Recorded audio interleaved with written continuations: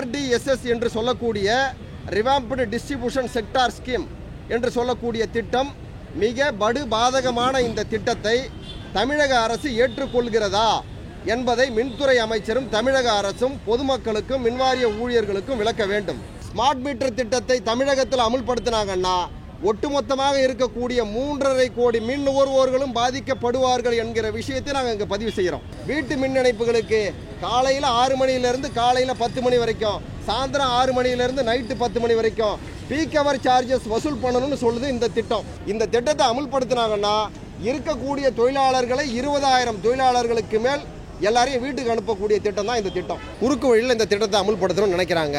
இந்த திட்டத்தினுடைய முழுமையான நோக்கமே என்னன்னா முழுக்க தனியார் மயமாக்குவதற்குண்டான நோக்கத்தின் அடிப்படையில் தான் இந்த திட்டத்தை அவங்க அமுல்படுத்துறாங்க. ப்ரீபெய்டு மீட்டராக மாறிடுச்சுன்னா மாதாந்திர கணக்கீடு கூட கிடையாது. 10 நாளைக்கு ஒரு தடவை நீங்கள் மின்சாரத்தை எவ்வளவு யூஸ் பண்ணுறீங்களோ அதுக்கு தகுந்த மாதிரி ரீசார்ஜ் பண்ணுற மாதிரி தான், செல்ஃபோனை ரீசார்ஜ் பண்ணுற மாதிரி தான் நீங்கள் மின்சாரத்தை ரீசார்ஜ் பண்ணிக்கிற திட்டம் இது. அதுதான் பாதகமான திட்டம் நாங்கள் சொல்கிறாங்க. கேபெக்ஸ் முறை என்பது அந்த ஸ்மார்ட் மீட்டர்னு சொல்லக்கூடிய இந்த மீட்டர்களை மத்திய அரசாங்கத்திலிருந்து நேரடியாக கொள்முதல் பண்ணி நாமளே பொருத்துவது. ஸ்மார்ட் மீட்டர் பொருத்த போகிறோம், அதுக்கான பணியை முடிஞ்ச முன்னாடி மாதம் ஒரு முறை மின் கணக்கீடு அப்படின்னு சொல்லியிருக்காங்க. இப்போ உங்களுடைய இந்த போராட்டம் அதை ஒட்டியே நடந்திருக்கு, என்ன காரணம்? தமிழகத்தில் ஸ்மார்ட் மீட்டர் திட்டத்தை அமுல்படுத்த போகிறோன்ற விஷயத்தை தமிழக மின்துறை அமைச்சர் கடந்த 24/1/2025 அன்று மின்சார வாரிய தலைமை அலுவலகத்தில் நடந்த கலந்தாய்வு கூட்டத்திற்கு பிறகு இந்த விஷயத்தை அவங்க பேட்டியில் கொடுத்துருக்குறாங்க. நாங்கள் என்ன கேட்குறோன்னா, தமிழ்நாடு மின்சார வாரியத்தில் ஸ்மார்ட் மீட்டர் திட்டத்தை நீங்கள் அமுல்படுத்தணும்னு சொன்னால் இந்த திட்டத்தினுடைய நோக்கம் பாதகமான அம்சங்களை தமிழக மக்களுக்கு நீங்கள் விளக்கணும். நீங்கள் நாங்கள் ஸ்மார்ட் மீட்டர் திட்டத்தை அமுல்படுத்த போகிறோம் நீங்கள் சொல்லிவிட்டு நீங்கள் கிளம்பி போயிட்டீங்கன்னா அந்த திட்டத்தில் வரக்கூடிய அம்சங்களை நீங்கள் விளக்கினா தான் பொதுமக்களுக்கு இது தெரியும்.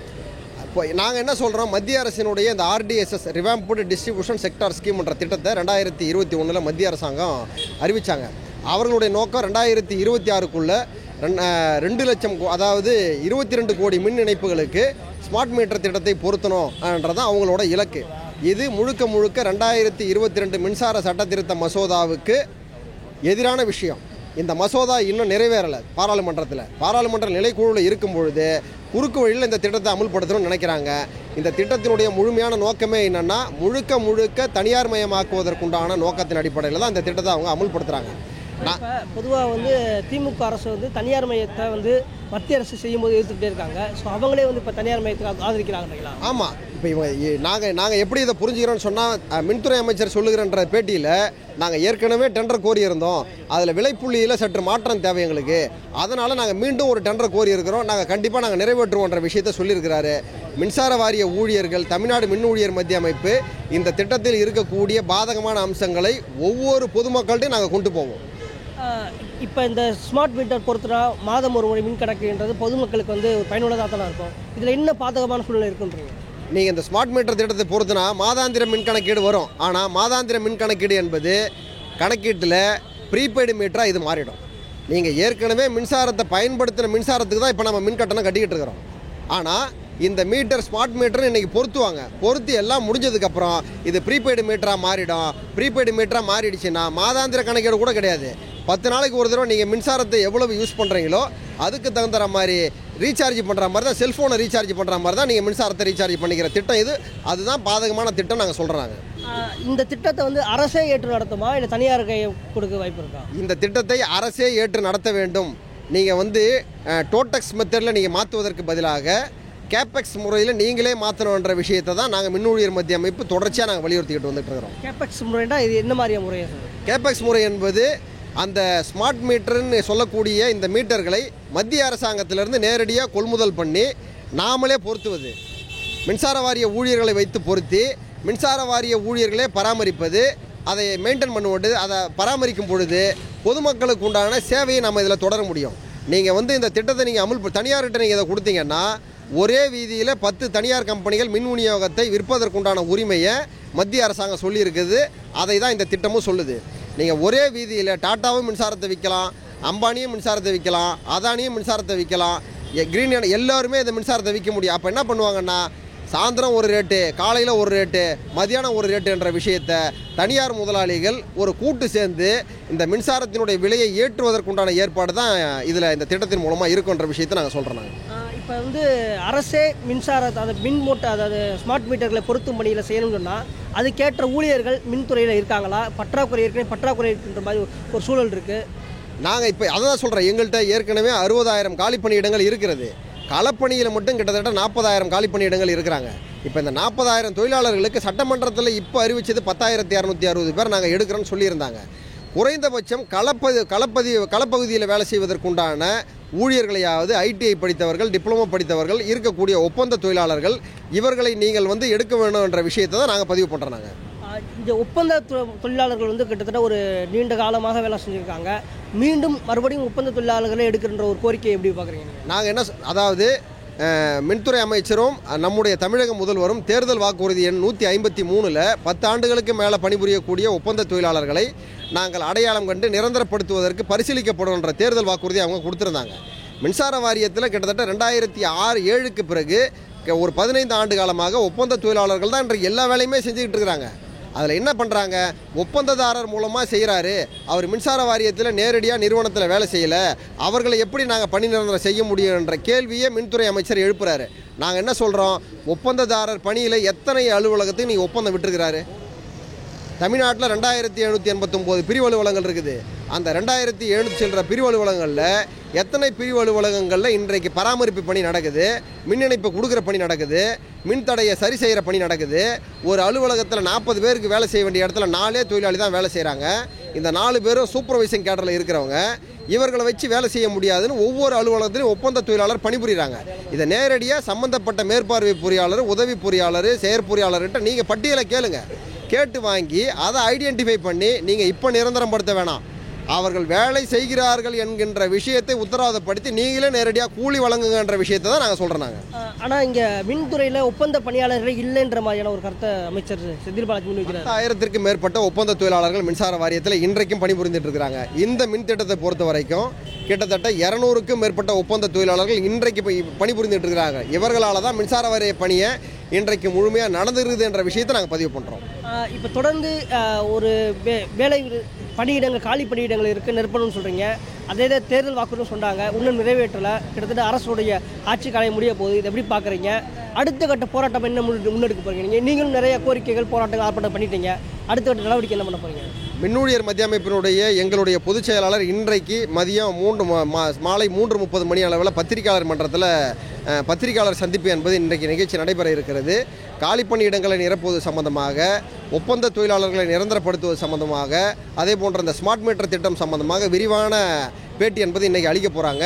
அவர்கள் நம்முடைய மின்னூழியர் மத்திய அமைப்பினுடைய நிர்வாகிகள் கூட்டத்தை கூட்டி, செயற்குழுவை கூட்டி அதில் ஒப்புதலை பெற்று அடுத்த கட்ட இயக்கத்துக்கு நம்ம செல்வோம். அப்படி இவர்கள் செவி சாய்க்கவில்லை என்றால் தொடர்ச்சியான போராட்டத்தில் இறங்குவதை தவிர வேறு வழி இல்லை என்பது விஷயத்தை நாங்கள் பதிவு பண்ணுறோம். தமிழ்நாடு மின்சார வாரியத்தில் 60,000க்கு மேற்பட்ட காலி பணியிடங்களை நிரப்ப வலியுறுத்தி மின்சார வாரிய ஊழியர்கள், பொறியாளர்கள், அலுவலர்கள் என அனைவரும் தொடர்ச்சியாக நாங்கள் போராடி கொண்டு இருக்கிறோம்.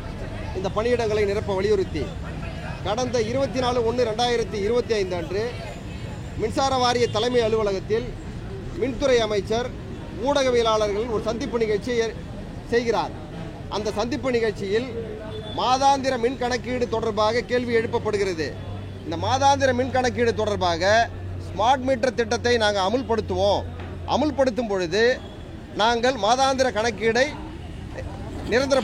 மாதாந்திர கணக்கீடை கொண்டு வரப்படும் என்று சொல்கிறாரு.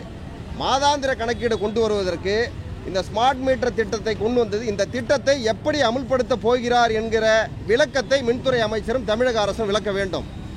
மத்திய அரசினுடைய மிக பாதகமான இந்த திட்டம் RDSS என்று சொல்லக்கூடிய ரிவாம்ப்டு டிஸ்ட்ரிபியூஷன் செக்டார் ஸ்கீம் என்று சொல்லக்கூடிய திட்டம், மிக பாதகமான இந்த திட்டத்தை தமிழக அரசு ஏற்றுக்கொள்கிறதா என்பதை மின்துறை அமைச்சரும் தமிழக அரசும் பொதுமக்களுக்கும் மின்வாரிய ஊழியர்களுக்கும் விளக்க வேண்டும். இந்த திட்டத்தை மத்திய அரசு சொல்லுகின்ற அதே பாதையில் நாங்கள் நிறைவேற்றப் போகிறோமா அல்லது அவர்கள் சொல்லுகிற பாதையை நாங்கள் எதிர்க்கிறோமா என்கிற விளக்கத்தை மின்துறை அமைச்சரும் தமிழக அரசும் விளக்க வேண்டும்.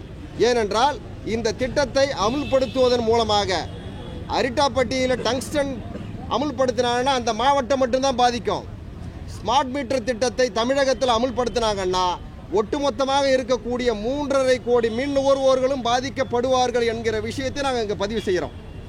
ஏனென்றால் இந்த திட்டத்தை தனியாரினுடைய பங்களிப்போடு அமுல்படுத்தணும்னு மத்திய அரசாங்கம் சொல்லுது. கிட்டத்தட்ட தமிழக இந்தியா முழுவதும் 22 கோடி மின் இணைப்புகளுக்கு ஸ்மார்ட் மீட்டர் மாற்றணும்னு சொல்கிறாங்க. தமிழகம் அதற்கு நோடல் ஏஜென்சியாக ஒப்புக்கொண்டிருக்கிறது. தமிழகத்தில் 3 கோடி மின் இணைப்பை நாங்கள் மாற்ற போகிறோன்னு சொல்கிறாங்க. 3 கோடி மின் இணைப்பை மாற்றுவதற்கு தோராயமான செலவீடு குறைந்தபட்சம் 1 லட்சம் கோடி ஆகும். ஏற்கனவே டி நகர் பகுதியில் 1,40,849 மீட்டர் ஸ்மார்ட் மீட்டர்களாக மாற்றப்பட்டிருக்கிறது. இந்த ஸ்மார்ட் மீட்டர்களாக மாற்றப்பட்ட பிறகு கணக்கீடு அது சம்பந்தமான விஷயங்கள் ஒரு பக்கம் இருக்கிறது. அதற்கான செலவினங்கள் எவ்வளவு ஆயிருக்குது? 137.5 கோடி ரூபாய் செலவாயிருக்குது. இந்த 137.5 கோடி ரூபாய் இதுக்கு மட்டும், இந்த பகுதிக்கு மட்டும். நாங்கள் என்ன கேட்குறோன்னா, இந்த திட்டத்தை அமல்படுத்தினா மத்திய அரசு என்ன சொல்லுது? ஸ்மார்ட் மீட்டர் திட்டம் என்பது ப்ரீபெய்டு மீட்டர் திட்டம். இவ்வளவு நாட்களாக 60 நாட்களுக்கு ஒரு முறை கணக்கீடு செய்து அதற்கப்புறம் 20 நாள் டைம் கொடுத்து அதுக்கப்புறம் தான் மின் நுகர்வோர் பணம் கட்டுவாங்க. ஆனால் இந்த ஸ்மார்ட் மீட்டர் என்பது ப்ரீபெய்டு மீட்டர் திட்டம். பயன்படுத்திய கரண்ட்டுக்கு இவ்வளவு நாளாக மின் நுகர்வோர்கள் மின் கட்டணத்தை செலுத்திக்கிட்டு இருந்தாங்க. இந்த திட்டத்தை அமுல்படுத்தினாங்கன்னா பயன்படுத்த போகிற கரண்ட்டுக்கு மின் நுகர்வோர்கள் காசு கொடுத்து தான் கரண்ட்டை வாங்கணும். ஒன்று. இன்னும் ஒரு விஷயம், இந்த திட்டத்தை அமுல்படுத்தினால் மானியத்தை நேரடியாக மின் நுகர்வோருக்கு செலுத்த வேண்டும் என்று இந்த திட்டம் சொல்லுகிறது. இதை தமிழக அரசு ஏற்றுக்கொள்கிறதா? ஏற்கனவே மத்திய அரசில் சொன்னாங்கல்ல, கேஸுக்கு மானியம் நாங்கள் உங்கள் அக்கௌண்ட்டில் போட்டுறோன்னு சொல்லி. இப்போ எல்லோரும் நாங்கள் வாங்கிட்டு இருக்கிறோம்ல பொதுமக்கள்லாம், அந்த மாதிரி ஏமாத்துகிற ஸ்கீமு இதில் கொண்டு வராங்க. இந்த ஸ்கீமை தமிழக அரசாங்கம் ஏற்றுக்கிறாங்களா இல்லையான்ற விஷயத்தை சொல்லணும். அதே போல் இந்த திட்டத்தை தமிழகம் முழுவதும் அமுல்படுத்தினால், அமுல்படுத்திய அடுத்த நிமிடமே ஒவ்வொரு மின் நுகர்வோருக்கும் நான் சொல்வது வீட்டு மின் இணைப்புகளுக்கு காலையில் 6 மணியிலிருந்து காலையில் 10 மணி வரைக்கும், சாயந்தரம் 6 மணியிலிருந்து நைட்டு 10 மணி வரைக்கும் பீக் ஹவர் சார்ஜஸ் வசூல் பண்ணணும்னு சொல்லுது இந்த திட்டம். அப்போ பீக் ஹவர் சார்ஜஸை நிர்ணயம் பண்ணுறது யார்? தமிழக அரசினுடைய மாநில சுயாட்சியினுடைய இந்த விஷயத்தை மத்திய அரசாங்கம் பறிக்குது. கட்டண நிர்ணயத்தை மின்சார விலையினுடைய ஏற்றத்திற்கு தகுந்தாற் போல மின்சார கட்டணத்தை தேவைக்கு ஏற்ப நீங்கள் உயர்த்தி கொள்ளலாம் இந்த திட்டம் சொல்லுது. இதை தமிழக அரசாங்கம் ஏற்றுக்கலாங்களா இல்லையான்ற விஷயத்தை பொதுமக்களுக்கு இவர்கள் விளக்க வேண்டும். அதே போல் இந்த திட்டத்தில் மீட்டரை பொருத்துவதற்கு மின் நுகர்வோர்கள் தான் செலவு பண்ணணும்னு சொல்கிறாங்க. எது? மின் நுகர்வோர்கள் தான் செலவு பண்ணணும்னு சொல்கிறாங்க. இந்தியாவிலேயே மின் கட்டணம் தமிழகத்தில் மட்டும்தான் கம்மி. தமிழகத்தில் மட்டும் மின் கட்டணம் குறைவாக இருக்கும் பொழுது இப்போ இவங்க என்ன சொல்கிறாங்க? நிலை கட்டணமாக வாடகையாக ஒவ்வொரு மாதத்திற்கும் குறைந்தபட்சம் 80 ரூபாயிலிருந்து 250 ரூபா 300 ரூபா வரைக்கும் வாடகை நிர்ணயிப்பதற்குண்டான திட்டம் தான் இந்த திட்டத்தில் இருக்குது. இதை தமிழக அரசாங்கம் ஏற்றுக்கிறாங்களா இல்லையான்ற விஷயத்தை சொல்லணும்.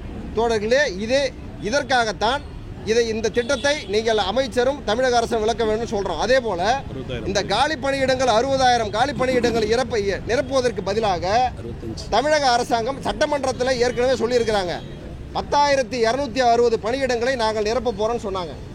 இந்த 10,260 பணியிடங்களை நிரப்புவதற்காக மின்னூழியர் மத்திய அமைப்பு தொடர்ச்சியான போராட்டங்களை நிர்வாகத்தை சந்தித்து பேசுகிறோம், அமைச்சரை சந்தித்து பேசுகிறோம். நிதித்துறையில் ஒப்புதல் வரணும், ஒப்புதல் வந்த உடனே நாங்கள் நிறைவேற்றிடுறோம், நாங்கள் பணியாட்களை நிரப்புறோம்னு சொன்னாங்க. ஆனால் மின்துறை அமைச்சர் என்ன சொல்கிறாரு? இந்த ஸ்மார்ட் மீட்டர் திட்டத்தினால நாங்கள் பணியாட்களை எடுத்தால் இந்த பணியாட்களை வேறு பணிக்கு அமர்த்த முடியாது. அதனால் நாங்கள் கொஞ்சம் யோசிக்கிறோம், தேவைக்கு ஏற்ப என்ன நிதித்துறையில் அனுமதி கொடுக்குறாங்களோ அதை மட்டும் நாங்கள் பயன்படுத்துகிறோன்னு சொல்கிறாரு. நாங்கள் என்ன கேட்குறோம்? இந்த திட்டத்தை அமுல்படுத்தினால் ஏற்கனவே இருக்கக்கூடிய காலி பணியிடங்கள் 60,000 காலி பணியிடங்கள். இந்த திட்டத்தை அமுல்படுத்தினாங்கன்னா இருக்கக்கூடிய தொழிலாளர்களை 20,000 தொழிலாளர்களுக்கு மேல் எல்லாரையும் வீட்டுக்கு அனுப்பக்கூடிய திட்டம் தான் இந்த திட்டம். அப்போ இந்த திட்டத்தை அமுல்படுத்தும் பொழுது தமிழ்நாட்டில் படித்திருக்கக்கூடிய இளைஞர்களுக்கு வேலை வாய்ப்பை எப்படி நீங்கள் வழங்க போகிறீங்க? தமிழகத்தில் 6 லட்சம் காலி பணியிடங்கள் இருக்குது தமிழக அரசு துறைகளில். ஆட்சிக்கு வருவதற்கு முன்பாக நீங்கள் என்ன சொன்னீங்க? நாங்கள் ஆட்சிக்கு வந்தால் காலி பணியிடங்களை நிரப்புவோம்னு சொன்னீங்க. இதுவரைக்கும் அதற்குண்டான நடவடிக்கையை இந்த மின்சார வாரியம் எடுக்கவில்லை, தமிழக அரசும் எடுக்கவில்லை. அதே போல் ஒப்பந்த தொழிலாளர்கள் மின்சார வாரியத்தில் ஒவ்வொரு கிட்டத்தட்ட 2,789 பிரிவு அலுவலகங்கள் இருக்குது தமிழகத்தில். உற்பத்தி நிலையங்கள் இருக்கிறாங்க. தினந்தோறும் காக்கா குருவியை போல கரண்டில் அடிபட்டு செத்துக்கிட்டு இருக்கிறான். நிரந்தரத்தன்மை வாய்ந்த பணிகளில் ஒப்பந்த தொழிலாளர்களை மின்சார வாரியமும் அதுவும் எப்படி ஒப்பந்ததாரர்கள் மூலமாக வேலை வாங்குறாங்க. நாங்கள் என்ன கேட்குறோம், 15 ஆண்டு காலமாக 20 ஆண்டு காலமாக ஒப்பந்த தொழிலாளர்களாக பணிபுரிபவர்களை அடையாளம் கண்டு நேரடியாக நீங்கள் கூலி வழங்குங்கன்னு நாங்கள் சொல்கிறோம். ஆனால் என்ன சொல்கிறாங்க, ஏற்கனவே தேர்தல் வாக்குறுதி 153 என்ன சொன்னாங்க, 10 ஆண்டுகளுக்கு மேலே பணி செய்யக்கூடிய ஒப்பந்த தொழிலாளர்களை நாங்கள் பணி நிரந்தரம் செய்வதற்கு பரிசீலிக்கப்படும் சொல்லியிருந்தாங்க. இப்போ என்ன சொல்கிறாங்க, அவர் ஒப்பந்ததாரர்கிட்ட வேலை செய்கிறாரு, மின்சார வாரியத்திற்கும் அவருக்கும் எந்த விதமான தொடர்பும் இல்லைன்ற விஷயத்தை மின்துறை அமைச்சர் சொல்கிறாரு. நாங்கள் என்ன கேட்குறோம், ஒப்பந்ததாரர்கிட்ட எத்தனை ஒப்பந்ததாரர் தமிழகத்தில் இருக்கக்கூடிய மின்வாரிய அலுவலகங்களில் பணி செய்வதற்கு ஒப்பந்தம் எடுத்திருக்கிறாங்கன்ற பட்டியலை நீங்கள் வெளியிடுங்க. ஒரு பிரிவு அலுவலகத்தில் வேலை செய்ய வேண்டிய பணியாளர்கள் 40 பணியாளர்கள் வேலை செய்யணும். ஆனால் இன்னைக்கு எத்தனை பணியாளர் வேலை செய்கிறான், 4 பணியாளர் தான் வேலை செய்கிறான். இந்த 4 பணியாளருமே யார், சூப்பர்வைசிங் கேட்டகரியில் இருக்கக்கூடிய பணியாளர்கள். இப்போ சூப்பர்வைசிங் இருக்கக்கூடிய கேட்டகரி பணியாளர்கள் வேலை செய்யும் பொழுது களத்தில் வேலை செய்வதற்குண்டான ஆட்கள் இங்கே கிடையாது. கணக்கீட்டு பிரிவில் கணக்கீட்டு பணி எடுப்பதற்கு கணக்கீட்டாளர்கள் முற்றுமையாக ஆள் கிடையாது. ஒவ்வொரு நாளைக்கும் ஒவ்வொரு திட்டத்தை அமல்படுத்தணும்னு சொல்லி மின்வாரிய தலைமை இன்சிஸ்ட் பண்ணுறாங்க. மின்சார வாரியத்தினுடைய விதிகளை மீறுறாங்க. மொபைல் ஆப் மூலமாக நீங்கள் ரீடிங் எடுக்கணும்னு சொல்கிறாங்க. அந்த மொபைல் ஆப்புக்கு மொபைல் ஃபோனை நிர்வாகம் தானே வாங்கி தரணும். இது வரைக்கும் ஒரு மொபைல் ஃபோனை கூட நிர்வாகம் வாங்கி தரல. ஆனால் மொபைல் ஆப்பில் ரீடிங் எடுக்காத தொழிலாளியை நாங்கள் நடவடிக்கை எடுப்போம்னு மிரட்டுறாங்க. இதே போல் இருக்கக்கூடிய பகுதி நேர பணியாளர்கள் அலுவலகத்தை சுத்தம் செய்து பெருக்குவதற்கு கூட இன்றைக்கு பகுதி நேர பணியாளர்கள் அலுவலகத்தில் கிடையாது. பொறியாளர்கள் தினந்தோறும் மன அழுத்தத்தினால ஹார்ட் அட்டாக் வரக்கூடிய நிலைமையில தான் ஒவ்வொரு பொறியாளரும் வேலை செய்கிறாங்க. இந்த மத்திய சென்னை மின் திட்டம் தமிழ்நாட்டிலே இருக்கக்கூடிய ஹார்ட் ஆஃப் சிட்டி. இது 2723 பணியாளர்கள் இங்கே வேலை செய்யணும். அனுமதிக்கப்பட்ட பதவி எவ்வளோ பேர் தெரியுங்களா வேலை செய்கிறாங்க, 1273 பேர். இந்த 1273 பேரில் 400 பதவிகள் கிளாஸ் 1 கிளாஸ் 2ல் சூப்பர்வைசிங் கேடரில் இருக்கக்கூடிய பதவி. இங்கே இருக்கக்கூடிய 60 பிரிவு அலுவலகங்கள் இருக்குது. 60 பிரிவு அலுவலகங்களில் வேலை செய்வதற்கு ஆள் கிடையாது. இருக்கக்கூடிய ஒப்பந்த தொழிலாளி தான் தினந்தோறும் இந்த வேலையை செய்துக்கிட்டு இருக்கிறான். அதற்காக தான் நாங்கள் என்ன சொல்கிறோம், இப்போவும் சொல்கிறோம், மின்துறை அமைச்சர் தொழிற்சங்கங்களை அழைத்து பேச்சுவார்த்தை நடத்தணும். இன்றைக்கு தமிழ்நாடு மின் ஊழியர் மத்திய அமைப்பினுடைய மாநில பொதுச் செயலாளர் இன்று மாலை 3:30 மணிக்கு நம்முடைய பிரஸ் கிளப்பில் இது சம்பந்தமான பிரஸ் மீட் அன்னைக்கு வச்சிருக்கிறாங்க. ஊடகங்களுக்கு இது குறித்து விளக்கமான பேட்டி அவர்கள் அளிக்க போகிறாங்க.